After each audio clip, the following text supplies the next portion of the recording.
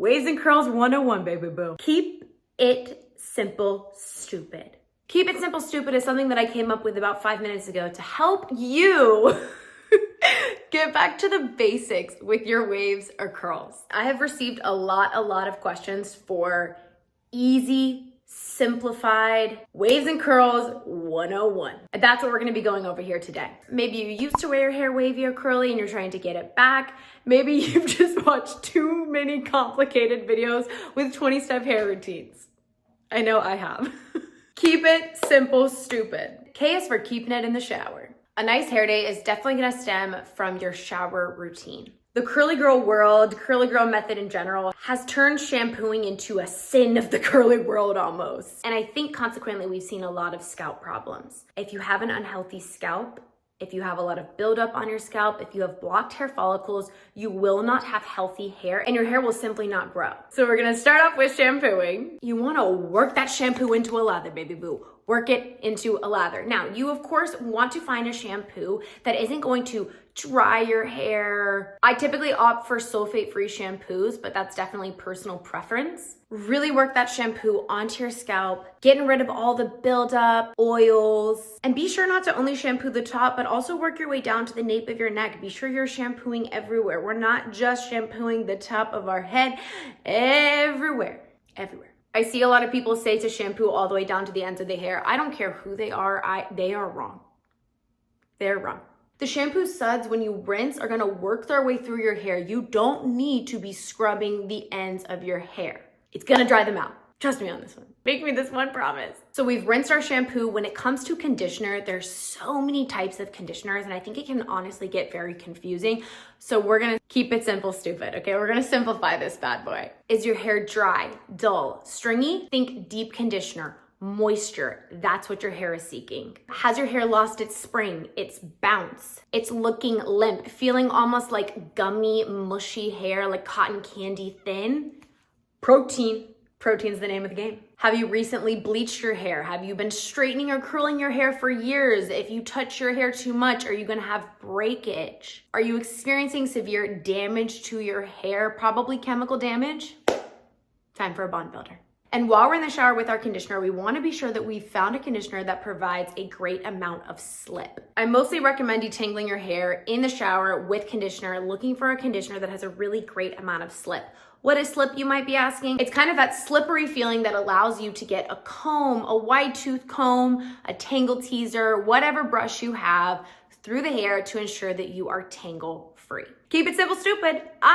It's time for styling, baby girl. Typically at this point, you will jump in with a leave-in conditioner. I wanna make it clear that a leave-in conditioner is not for everyone. My mother's hair, for example, is constantly seeking moisture, super dry. Her hair needs a leave-in conditioner. My hair can definitely use a leave-in conditioner, but it's not gonna make or break my hair if I use one or don't. If you have very thin hair strands, easily weighed down hair, maybe just not a large quantity of hair in general, a leave-in conditioner could weigh down your hair and it might not be a step that you need to take. I've been loving this one in general, by the way. It's from Bumble and Bumble. It's their thickening Go Big plumping leave-in treatment. I feel like it plumps my hair and makes it appear thicker than it actually is. She's expensive, but she works. I typically recommend no more than 2 stylers after the leave-in treatment. Some of these girls out here on the internet that I see, they use a leave-in, then they use a foam, then a cream, then a mousse, then a custard, and then they top it all off with a gel. And it blows my mind. Now listen, if it works for you, it works for you, and honey, I am happy for you. If you wanna simplify it or you're newer to your waves or curls,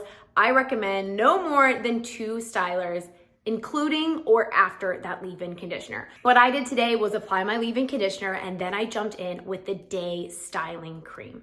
This styling cream is great because you can use it to slick your hair straight up in a bun with no flyaways, or you can use it to enhance and define your waves or curls. Then I almost always will finish with a gel if I want my hair to last for multiple days, which why would I not want it to last for multiple days, right? So I always recommend a gel to kind of seal in all that moisture and ensure longevity for your waves or curls. Today I used the Pros gel and I have not used it in a while. I kind of forgot. It's heaven. It's got a nice sticky, seaweedy consistency that I personally really look for in a gel and enjoy.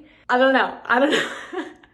I'm excited about it, but I think it could be a new holy grail gel, but we're not there yet. We gotta keep I gotta put it to the test a little bit, you know, go outside in the rain or something. Keep it simple, stupid. Surely my hair is dry by now. We are moving on to the drying phase. Now, do you need a Dyson? Do you need a Tymo? Do you need a Conair? Do you need I think there's one called a Wild Orchid. You do not need a particular diffuser. Some of the higher end ones that I have promoted here on my channel, like the Dyson, the Tymo, I absolutely love them, but I can also get great results with the Conair. At the end of the day, it just depends on your budget, how much time you want to dry your hair. I have a whole video dedicated to diffusing that I will link down below, but essentially, once you've got all those products in your hair and you're onto the diffusing stage, do not touch your hair. This will lead to frizz. You've done way too much work at this point to be messing it up. Keep it simple, stupid. Styling yet again? This is that stage in the game where we are scrunching out the crunch. Often you see my hair go from diffusing to the finished result, but I'm not really showing you, and y'all ask for this a lot, and I just honestly forget,